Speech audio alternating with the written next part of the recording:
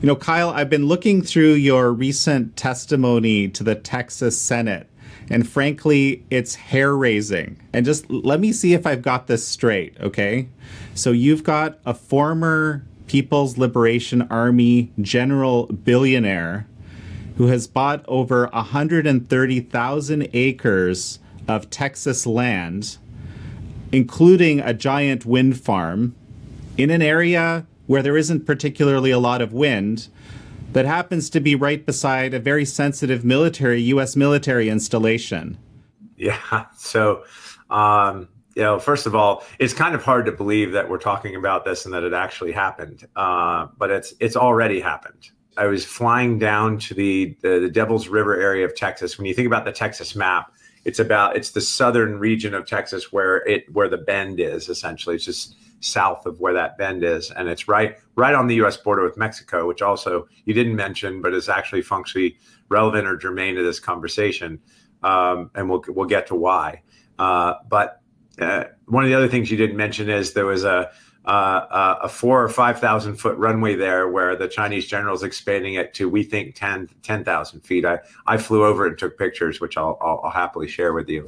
But this is happening inside the United States, and this general is actually interfacing directly with the critical infrastructure of the United States, i.e., my view, and this is my view only, not our country's view yet, but my view is that the reason that he bought the wind farm and wants to put up 700-foot turbines is he plugs directly into our electric grid.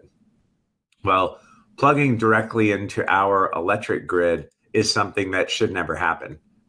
Whether you're from a Chinese general or a North Korean general or an Iranian general or a Russian general, you should be precluded from buying property next to our busiest Air Force training base and plugging directly into our grid. So I was flying to that area of Texas, and the person that picked me up at the landing strip was taking me to look at some properties out there. And he casually pointed across the front of the cab and pointed at the gate and said, that's where the Chinese headquarters in Texas happens to be. And I said, excuse me?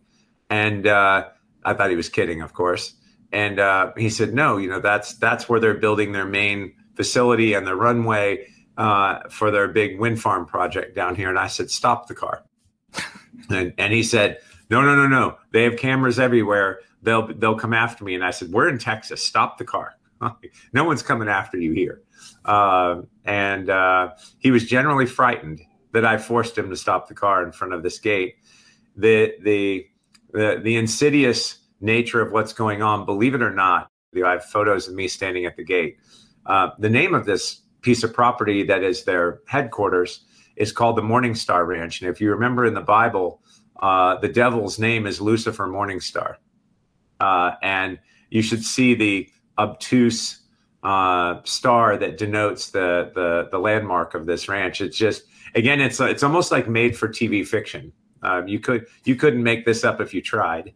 But anyway, I investigated and realized that, on a scale of 1 to 10, the wind assets in that region of the United States and southern Texas is like between a 2 and a 3 out of 10.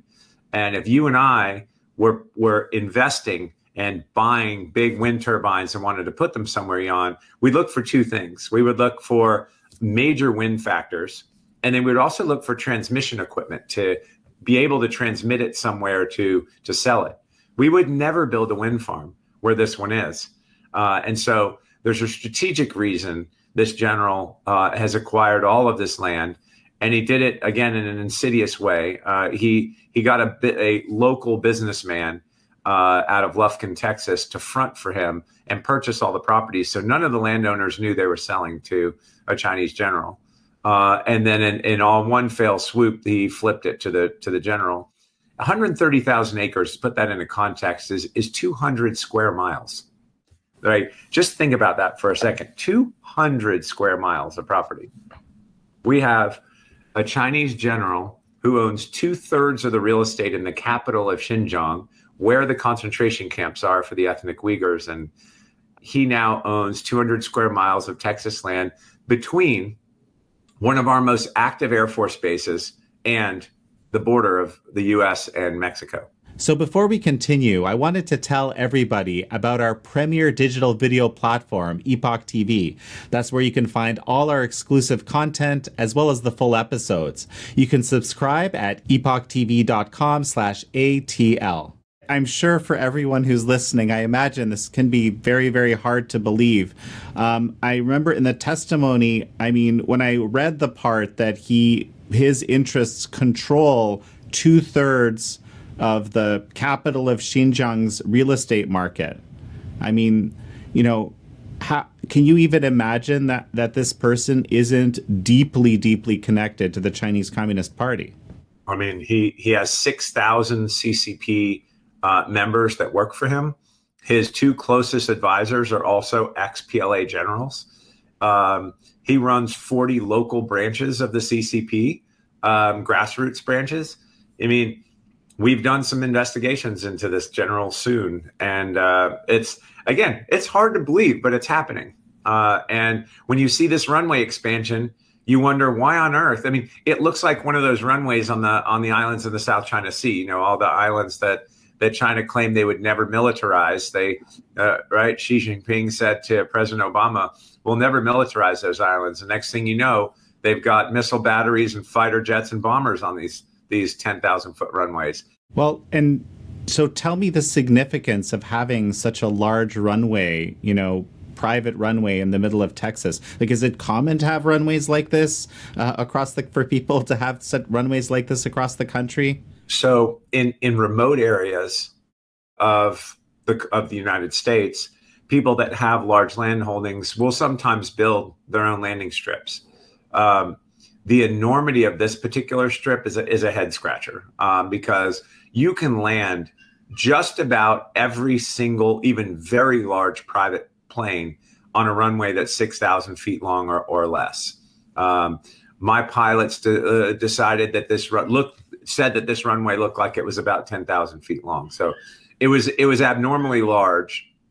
But again, why are we allowing people from China, Russia, Iran, or North Korea to build runways in the United States next to our border or next to our air bases?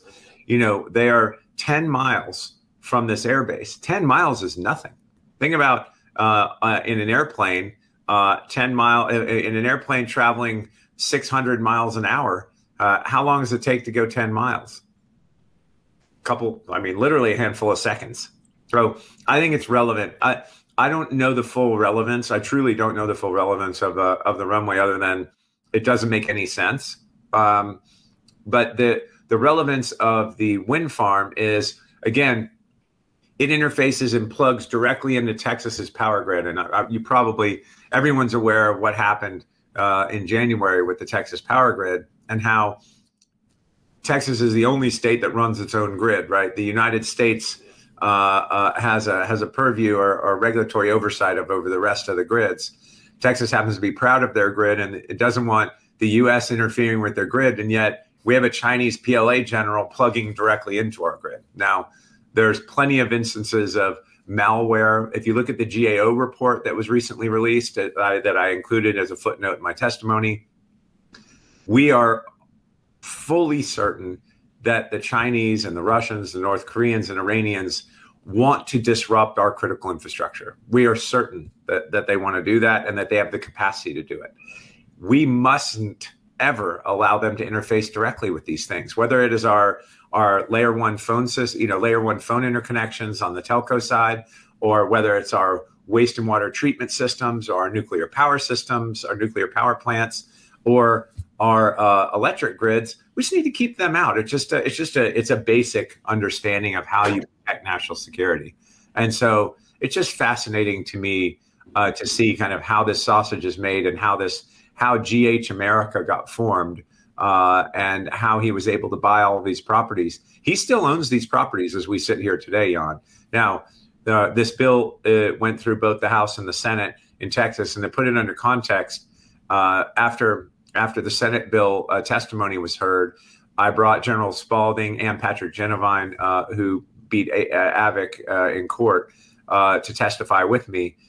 We passed 31-0. So we got every Republican and every Democrat to agree that this was a bad idea. Hey, thanks for watching American Thought Leaders. As you're probably well aware, big tech has been censoring a lot of content on its platforms, including some American Thought Leaders episodes, including some other Epoch Times content.